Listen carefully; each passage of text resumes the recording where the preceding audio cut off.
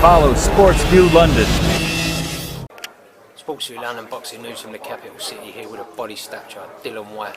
Dill just had your official press conference to announce your signing, surprise signing, some might say, with Matchroom Sport. How do you feel about that, sir? I feel good. You know, like I said, I made a couple of mistakes in my career and I learned from them. So now I'm trying to limit those mistakes and trying to do what's best for me and what can propel my career to a higher level. And I believe Sky Sports and Matchroom is capable of doing that.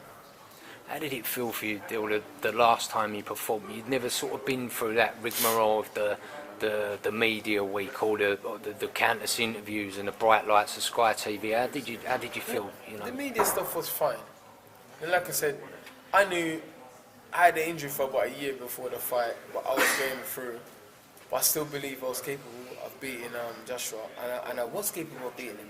It was an even fight up until I got stopped, and the reason I got stopped was I was exhausted and my shoulder went in the second round.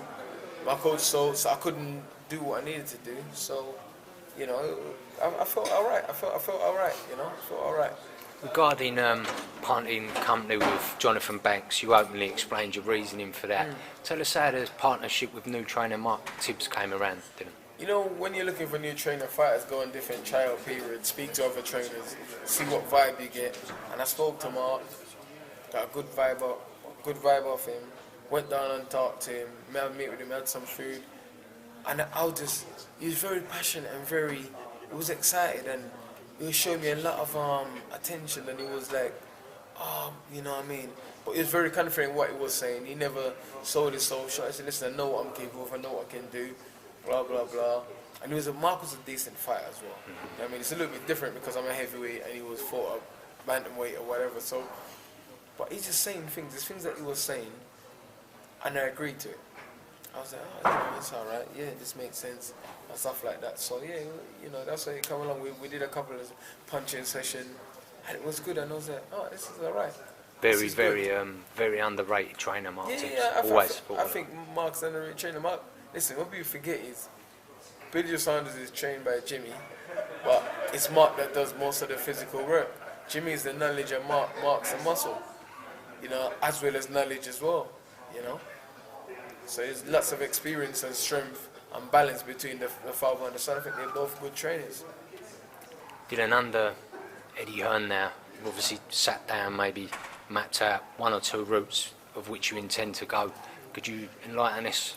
Definitely British title. Listen, I would like to go British title, Commonwealth, European, world. But if it doesn't go that way, then I'll go whichever way it presents itself that's beneficial for me.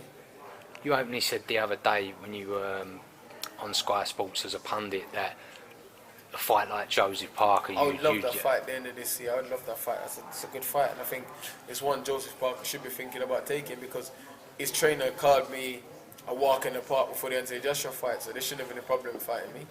You know what I mean? I've gone to them, I'm a tune-up fight for Joseph Parker, so we could do it at the end of the year. Just reconstructive shoulder surgery, Dylan. How hard do you feel you're punching, like you used to punch, or harder? I think my shoulder's it's a lot more free, I've got a lot more range of movement in it. I won't know exactly how hard I'm punching until I get back in the ring and crack it in somebody's head. Regarding a rematch with Anthony Joshua, how far down the line can we see something like that happening? It could be 8 months, it could be 12 months, it could be 15. It just depends on where I'm at and what works best and how it works out, you know? And always confident Dylllian White at his best beats Anthony Joshua, still obviously the case in your mind. 1 million %. Like I say, with terrible conditioning and injury, I was this close. It was a close fight. It was like this. So what's going to happen when I start my conditioning out? I start my strength out. I start my boxing out and everything out. You know what I mean? Dylllian White, I thank you for your time, sir. Thank you very much.